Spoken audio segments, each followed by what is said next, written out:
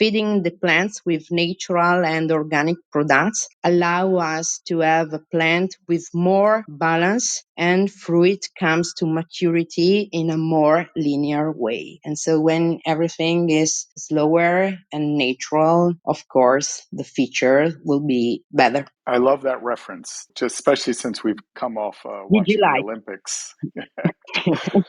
Yeah, this is the correct moment for the comparison.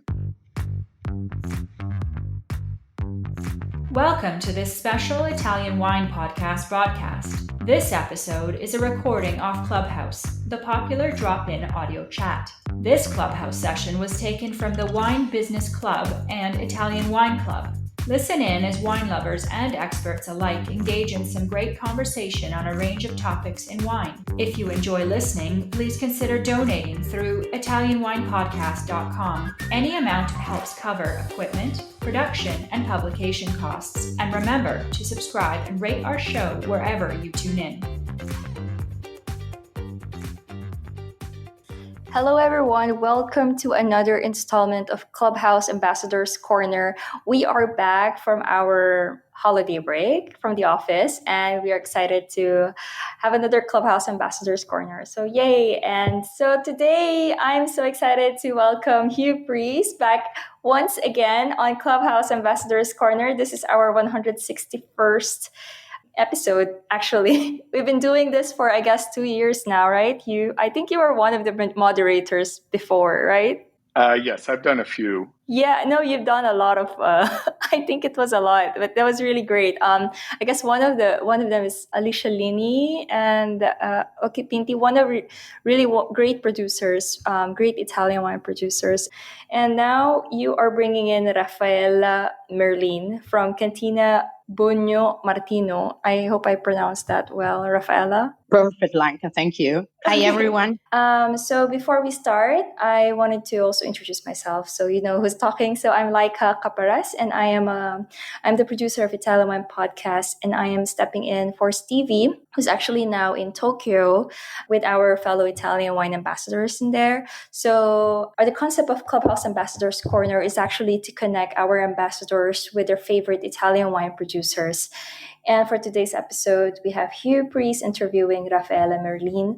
And before we start, I wanted to introduce Hugh Preece for everybody. He's a president and operating partner of Salt Creek Grille Restaurants, an Italian wine ambassador, Vinitaly Academy, Italian Wine Scholar Guild, and certified educator through the VIA Educator program, Sommelier, and 5-star wine and Wine Without Walls judge. He is the author of The Counting Castles in Abruzzo, Veneto, Beyond the Obvious, and he has new writing projects, an Audible Vella series, The Wine Merchant, Agents of Vinifera, and book series, Crafting Excellence.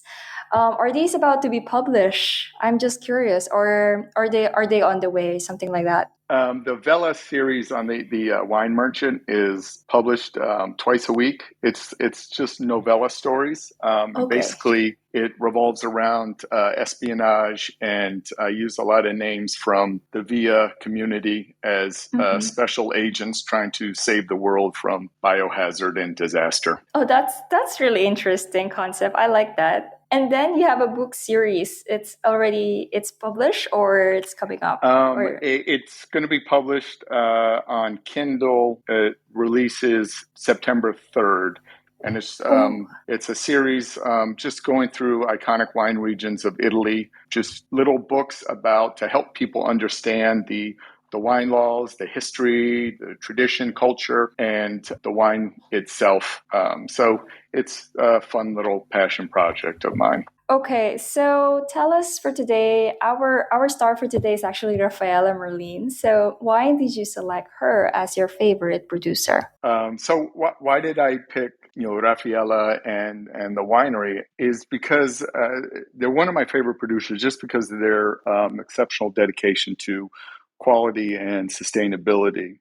She and her husband, they combine traditional winemaking methods and innovative techniques, resulting in wines that truly reflect the terroir in San Benedetto Po, and their commitment to organic farming and biodiversity just enhances the qualities of the grape, and it benefits the environment. And it's a little known area, at least where I come from, of producing Lambrusco. And I really wanted to put a spotlight on that and their abilities. Okay, so how did you discover her wines? Well, there was a little thing called COVID a few years back, and I had to cancel a trip in 2020, which I was going to do a little road trip through some of the regions that I haven't visited in Italy. So 2021 came up. Italy reopened in June, and I got invited to do judging for 5-star that year. So I came to Italy a week earlier and did my little road trip then. So I was visiting through Emilia, and I was walking in the vineyards with a good friend of mine who had suggested, hey, maybe you want to check out a Lambrusco producer in Lombardy. And I was just like, oh, absolutely. So long story short, it was, Cantina Bugno Martino.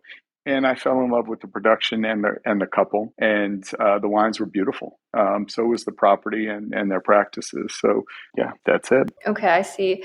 So since we have our V ambassadors here, I wanted to ask you one geeky question. What are the learning objectives that we should expect from this interview? So the learning objectives is to understand how their terroir expresses these Lambrusco varieties, learning their sustainable winemaking practices, how they balance tradition and innovation, their commitment to quality, passion, and personal connection with the land and the wine, and any challenges and successes that they've seen over their young winemaking careers experience. Okay, so I'm going to mute myself now, and I give the floor to you. Thank you. So I'm going to do a brief bio before I get into the questions on Bugno Martino and Raffaella. They're a family-run winery in San Benedetto Po. There's a small village in the south of Mantua, the first village under the Po River. Mantua is a small city in the south of Lombardy, in the northern part of Italy, which most of you should know. Land, culture, history, and gastronomy is what they're known for. So welcome, Raffaella. How are you today? Thank you. I'm happy. I'm fine. Thank you. And you? Doing well. It's been a while since we've connected. I know we fell short my last visit to Italy due to an illness, but I look forward to getting back to the winery and starting our little interview for everybody. So my first question to you, Raffaella, is when was Bugno Martino Winery established, and who were the founders, and what inspired you to start an organic winery? To tell Bugno Martino's story, we have to go back many years, almost 20. Giuseppe's family has always owned a family farm, but with no vineyard, only the classic crops of our area: corn, wheat, sunflowers. And the farm used to practice a conventional agriculture, not organic. You know that, I don't know if you know Pianura Padana Plain, but it is known as one of the most productive area in Italy, where everyone tries to maximize the production. And in Pianura Padana, the organic agriculture today, but especially 20 years ago when we started with this idea, was rarely practiced because the organic agriculture is less productive, of course, and much more difficult to realize with our climate. And so Giuseppe and I were engaged, but we didn't work into the wine world. So there is no a great story behind us. I was a project and Giuseppe was a builder. We have always been a wine lover, and we used to spend our free time visiting small artisan wineries, discovering unknown wines. And so Bugno Martino is born from a great wine passion. One beautiful day, Giuseppe told me that he wanted to leave his job, plant a vineyard, and become a winemaker. I looked at him and thought he had gone mad, crazy, completely crazy, because he had never worked a single day in the field in his life. But his father was retiring and would rent the land, so it was his chance to pick up. He visited a lot of wineries. You know, everyone of us know the Lambrusco reputation in Italy and all over the world. He saw how vignerons worked with noble or less noble grape in order to obtain different kind of wine. And he always been a dreamer and wanted to bring this idea of artisan winemaking in our area, the Lambrusco area. He was very determinating in making a different kind of Lambrusco and managing Lambrusco grape like winemakers from more suitable areas do. He wanted to change the idea of Lambrusco winemaking. And so I couldn't say no. I thought it was crazy, but I follow him. And of course, the only way to obtain all these things he wanted was passing through organic agriculture, respecting soils, plants, balance with nature, sustainability, in order to obtain pure and genuine wines. It was the 28th. We planted the first hectare and then the second, and today we have 10 hectares. And 6 years ago, we built the winery, and so we closed the circle. It's a pretty incredible story to take a leap of faith like that. And it's very impressive how in such a short time you've produced these fine wines. Can you explain to us or share any significant milestones in your short history? We had different milestones in our short history, but I think that surely one of the most significant moments was when we decided to build a cellar, because, we already had this idea of the organic agriculture and the organic farming. So it was a fixed idea, and we know that it was difficult, and we were prepared. We studied a lot, and so we were prepared. Okay, but for sure, the most significant moment was when we decided to build a cellar, because in the first years, we vinified the bottles we sold in a local winery because we didn't have a winery. But at the same time, we produced some wine at home for us and for our friends. And it was very strange because the wine produced by us and the other winery were very different. Our were more rustic, more frank. They respected more our idea of Lambrusco. And so we decided to be the seller. We had no choice, which although it is very small, you saw our cellar, so it's very small.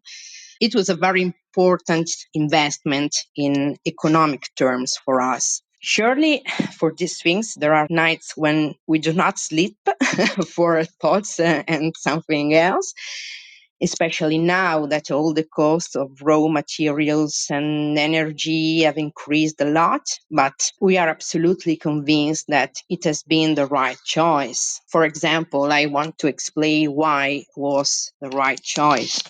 The other night, we were out for dinner and we were talking with a customer. He's a friend who has been following us for many years. And we were talking about our story. And he told us that over the years, our wines have grown so much and they have become much more elegant and complex from the aromatic point of view.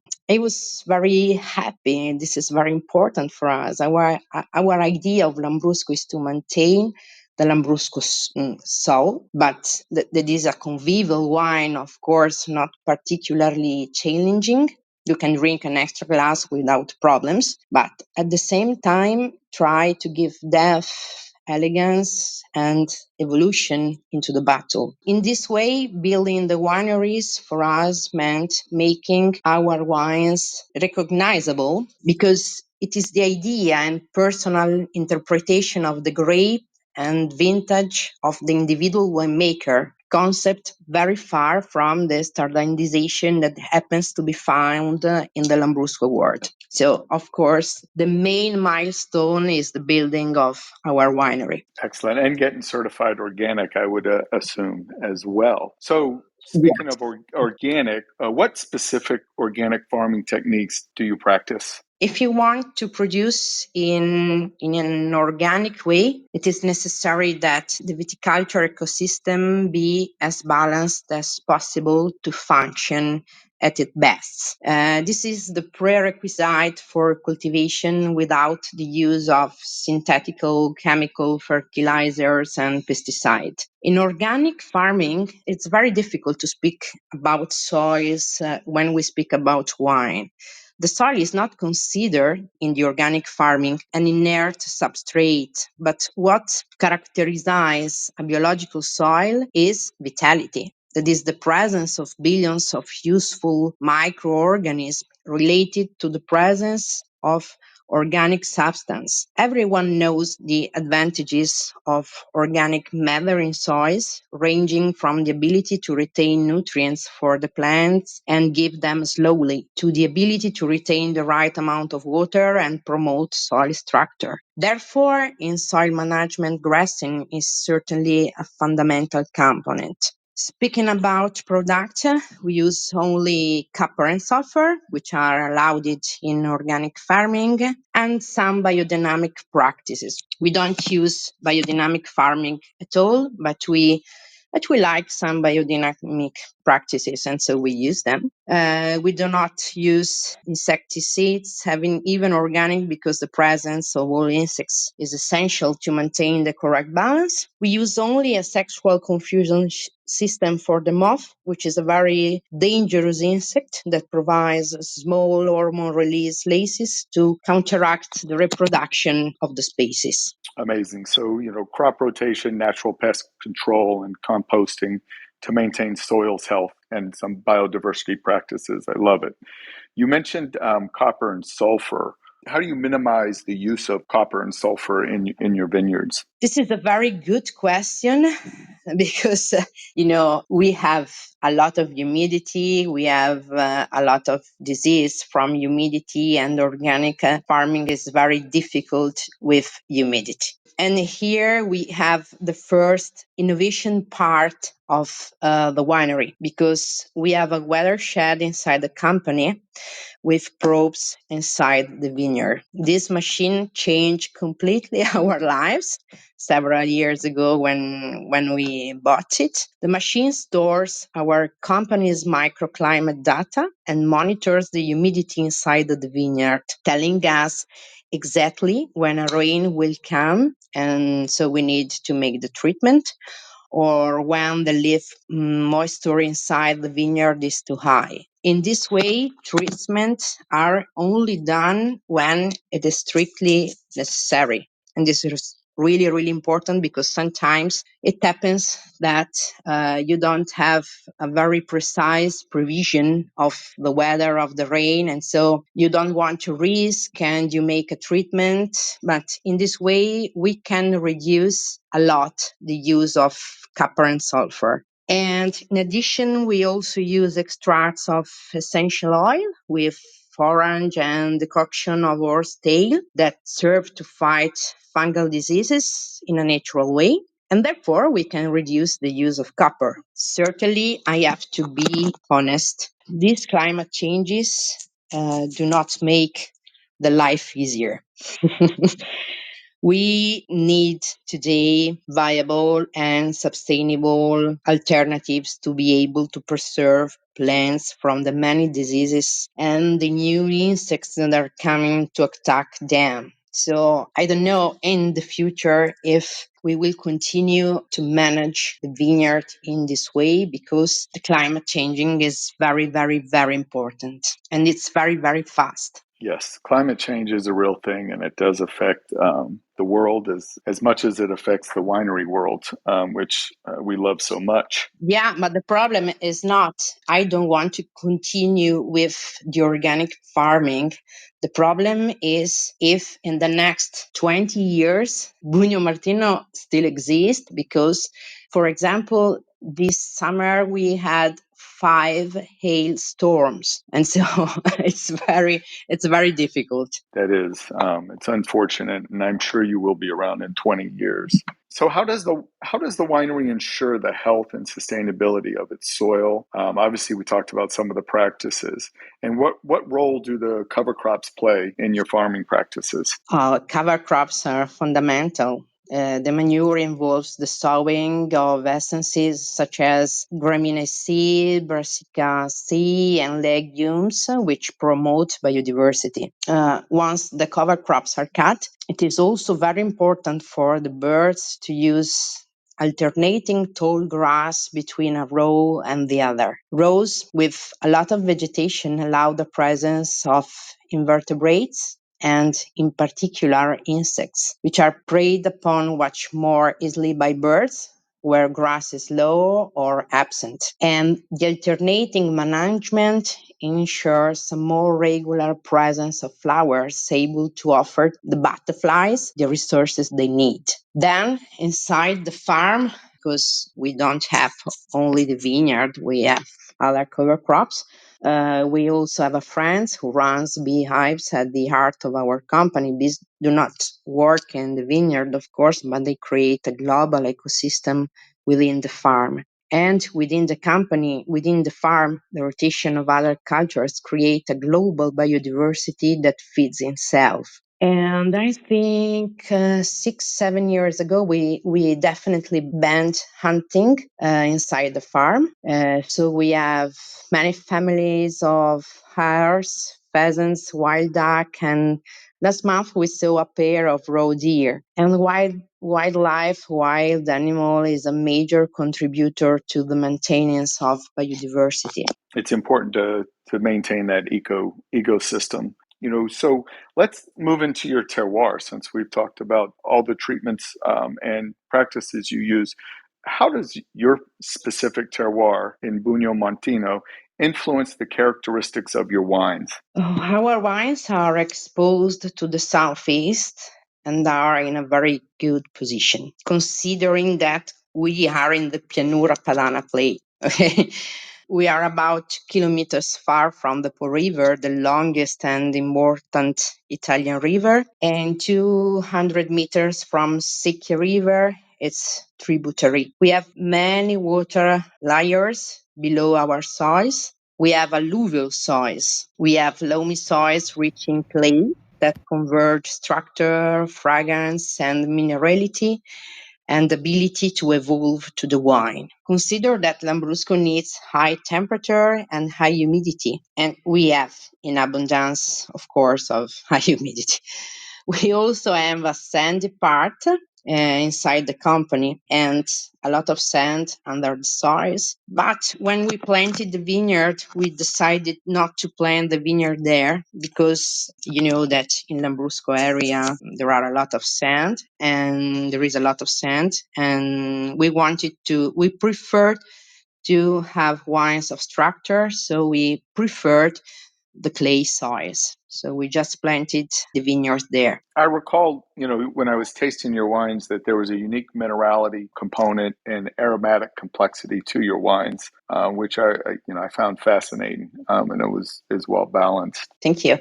And we increase these features of the wine year after year. Yes. Oh, I can't wait to get there again.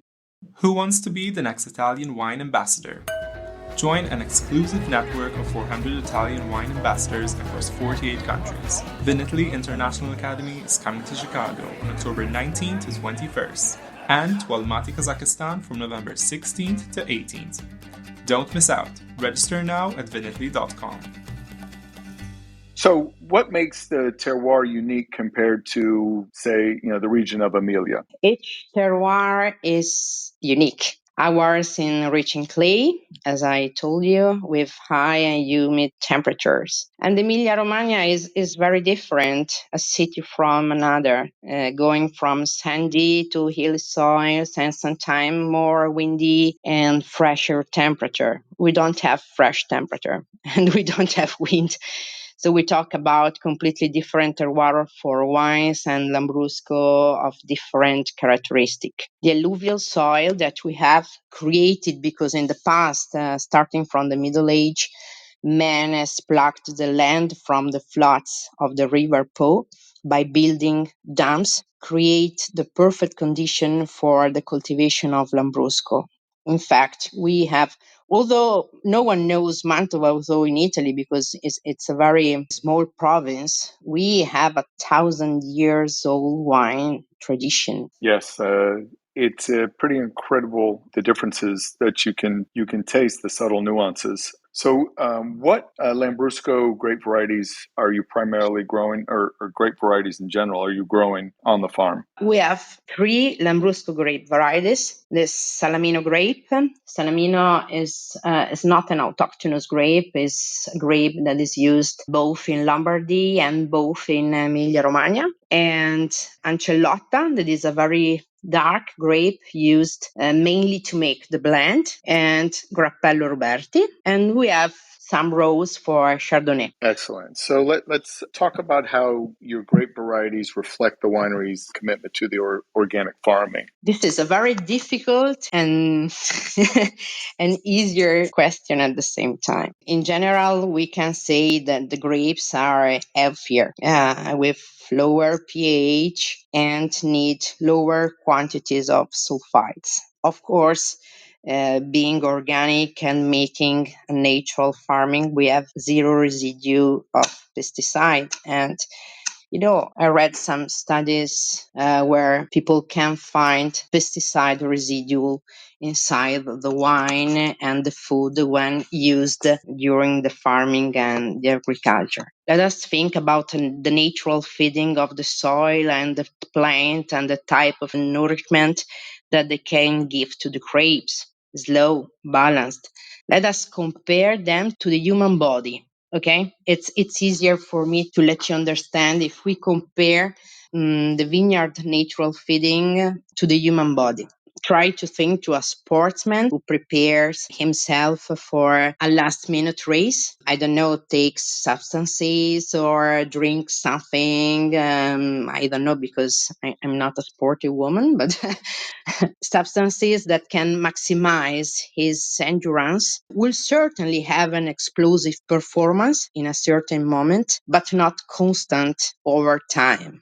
Okay, a sportsman with an healthy diet and a balanced lifestyle will be more consistent and performance lasting over time. So it's the same thing. Feeding the plants with natural and organic products allow us to have a plant with more balance, and fruit comes to maturity in a more linear way. And so when everything is slower and natural, of course, the feature will be better. I love that reference, just especially since we've come off Did you watching the like? Olympics.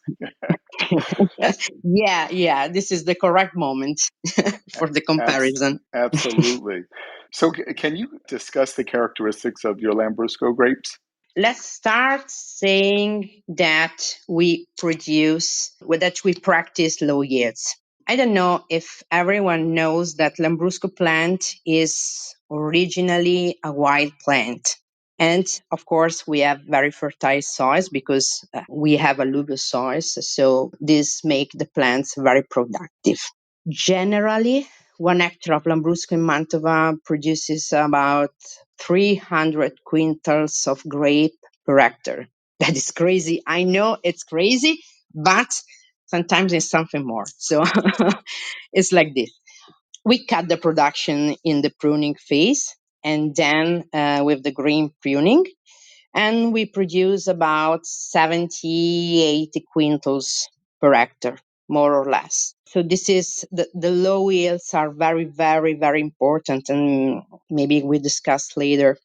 We have very compact red berries, medium small, very important tannin with a high acidity, and are very fragrant grapes. And with the low yields that are very, very important, I know that it's quite common to have low yields with all the other type of grapes in noble areas, probably, but not in Lambrusco area. And so we have fruits extremely rich in properties, sugars, colors, high acidity, and all this is certainly due to the low yields and, of course, the type of agriculture.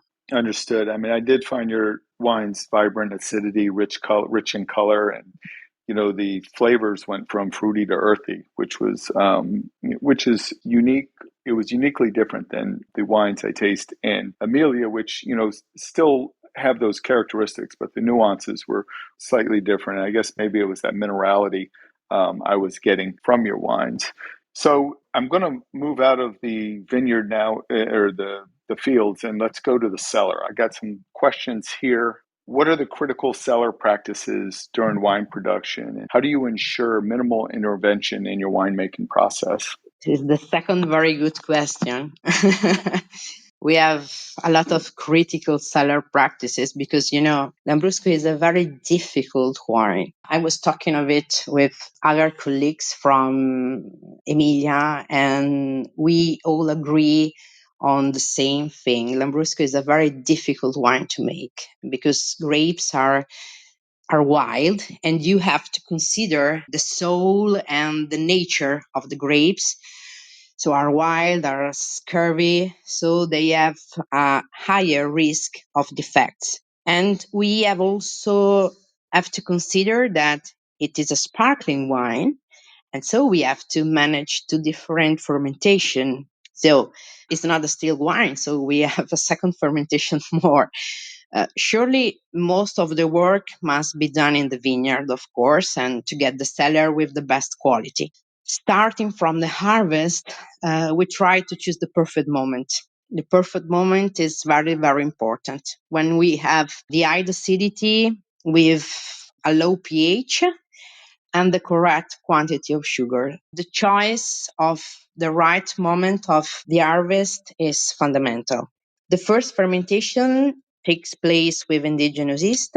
We always prepare two different bases of pied de cuve, so we can choose the best one and avoid deviation in fermentation, because the pied de cuve of indigenous yeast is not always so easy to produce. There are a lot of risks, and we want to pay attention. Then, how we reduce the vinification intervention. With another important thing that we do is a very, very long skin contact. We talk about from 10 to 20 days of skin contact before releasing. We are probably the only ones who have a so long skin contact, because generally in Lambrusco winemaking, a much shorter maceration is used. The very long maceration is our signature. And why we do it? Because these allow us a complete extraction, and we don't need to add tannins or other similar additives. And then we look for the development of the tertiary over time. So after the maceration, the whole period of aging in the tank is very, very delicate. Daily checks and frequent transfers from a tank to another to avoid risk of defect. We make a lot of decanting and a light filtration. We don't fine. The second fermentation takes place with the vintage mustard we keep in the tank, and at the end, we add a little bit of sulfite that are always very low, and we adding them during the bottling phase. Saying that, I realize that it may seem easy, but in reality, everything goes through the maniacal control of the cleaning of the cellar and tools. Making natural wine or artisan wine is not so easy. Means to manipulate as little as possible to favor the vintage. Thus minimizing the errors, the mistakes that can come from man, and trying to understand the main features and characteristics of the vintage. It's the gentle handling and the practices that you have that makes it important to enhance your quality and your preservation, which is present when you're consuming your wines. So what is your main market for distribution? My main market is actually US. US, yeah. Awesome. Love Yeah. that. And how much of the wine do you sell within Italy itself, percentage-wise, maybe? For example, just to give you an idea, the 30% is sold in Italy, 50% is sold in US, and the resting in Europe. Yes, Incredible. We have also a little bit of Japan, but you know that the Japan market is a little bit difficult in this moment, in this year. So I used to sell 10-15% of my entire production also in Japan. Well, I know you're distributed here locally for me with, I think, Maison Imports. But my next question is more of, a personal question when it comes to you pairing your wines with food. And it's a two-part question because one, I want to see what you would pair it with traditionally from your region. And then two, what would you pair it with? I call it a daring pairing outside your region, a different cultural dish. Consider that Lambrusco wine, it's a very easy wine to pair because it's very transversal. The main characteristic of Lambrusco is its high acidity. And so the most traditional pairing is with fatty dishes. Consider that in our small village, we have 7 pigs per person. So we have a lot of pork dishes, okay? And so the traditional pairing is meat first courses of or pork seconds, for example, grilled meat. Okay. But we can also switch to cold cuts and cheeses in general or meat. For example, one of our typical Mantuan dishes is the pumpkin tortello. We have both the sweet and the spices version, so you can't eat it except with the Lambrusco. But it's a very, very versatile wine. So also if we consider the rosé version, because don't forget that we have both red and rosé Lambrusco. They're in combination with dessert, a tart with jam, or we have a dessert that is called buffetta in Italy. That is una focaccia with cherries. So it's perfect. Lambrusco is perfect with buffetta, or you can have it as aperitif with ice or a fresh water dish, fish. So it's not easy, it's not difficult to pair. Absolutely. No, it's definitely one of the most gastronomic wines out, being produced. And it's funny because you talk about how difficult it is to grow the grape, but I find it very easy to empty a bottle myself. For me, Lambrusco is one of my favorite go-to summer wines because it's, as you mentioned, it goes great with grilled meats. And where I live, on my days off, I love to grill. So I usually have a bottle of Lambrusco available to any takers besides myself to drink and consume with baby back ribs, which is pork ribs that we in America usually slow cook. So the meat is very tender and juicy and flavorful, and the wine just pairs perfectly with that. We always say that Lambrusco is the wine of the joy. And it's a wine that you can drink one glass more. It's easy. It's a convivial wine, and so it's an amazing wine. It's an amazing wine. Yeah, it's definitely fun in nature and has great personality. So I would agree with that. So, Laika, that's it for our questions. Unless there's anyone out there who'd like to ask a question. But I'm getting hungry about the food part. Really. Yes, me too.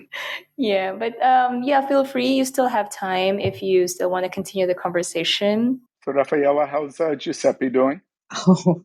My husband is actually cleaning the winery because we just finished. I always speak about cleaning. I don't know. He seems to be a desperate housewife, but he isn't, of course. But because yesterday we had the first day of harvest. We had the Chardonnay harvest. We are making a small quantity of white wine. We have an amphora wine, so we are working on this. And now it's the day after, and so it's the day of cleaning.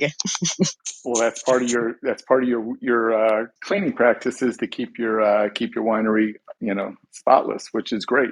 So when are you going to harvest your? How does it look for harvesting your Lambrusco grapes? Usually we harvest the Lambrusco grape the third week of September. But we introduced in the last 4 years, we introduced two new wines that are rosé wine made with Salamino and Grappello Ruberti grape.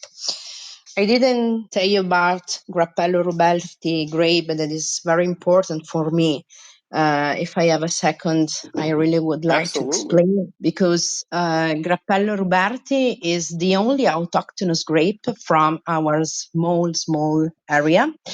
It's a grape that was abandoned in the past because its conformation makes yields very low, and so it's not suitable for a large scale production. It has been recognized 10 years ago by the government as the only autochthonous grape of our area. And so for the rosé wine, and this vintage is a very hot vintage, so I think that we will have an earlier harvest. And so I think that in the next 10 days, we will harvest the grape for the rosé wine that have an higher acidity. And after 10 days, we will harvest the grape for the red wines. Excellent. So in middle of September, more or less. Very neat. So I don't think I talked about the recognition of Lambrusco Mantovano DOC. That was founded in 1987. Is that correct? Oh, I trust in you. I don't know. Okay. All right, beautiful.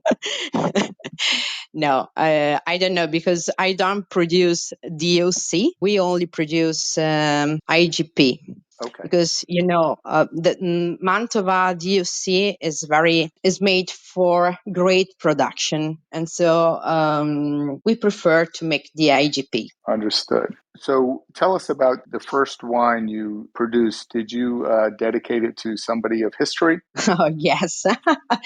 The first wine I produced is Rosso Matilde.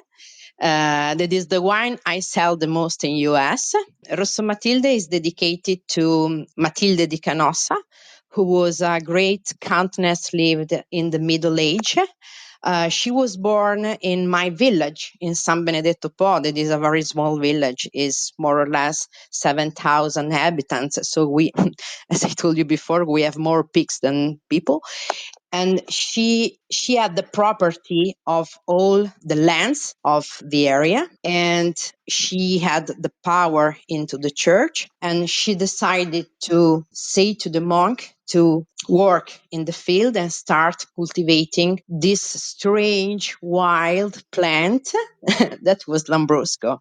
And so if today we can cultivate the grape of Lambrusco and we have a millennial history in Lambrusco winemaking, is thanks to her. So And this is why we dedicated the first wine to her. And you mentioned the monks. Those were Benedictine monks that were producing the wine? Yeah. In our village, there is a very great monastery. Okay. Now we don't actually have monks, but in the past, in the Middle Age, yes. Right. So I am willing to come back and visit and help with the pigs, reduce that population for you, because it is one of my favorite types of meat. Yeah, I understand. And our area is an agricultural area. We have a lot of pigs. Okay, we have the wine. We are the first village for Parmigiano Reggiano production, and so it's in an area where every one of us is a farmer. Love it. So when are you coming to the U.S.? Oh, I don't know. I came 2 years ago, maybe next year. I don't know. But I would like to. I really would like to. Yeah, we have to get you to the restaurant. Yeah, of course.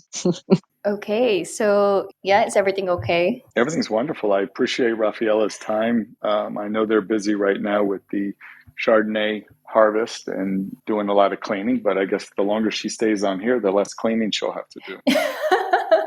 Yeah, like as an excuse, maybe, let's say.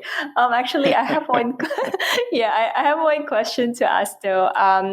So you produced the Grasparosa, Cerbera, and the Salamino. Of all the three varieties, which one do you think that would I don't know. I'm not really sure technically about this part, but which amongst these varieties would be really perfect for organic viticulture? Oh, I produce, no, we don't have Grasparossa and Sorbara because they are typical from Emilia.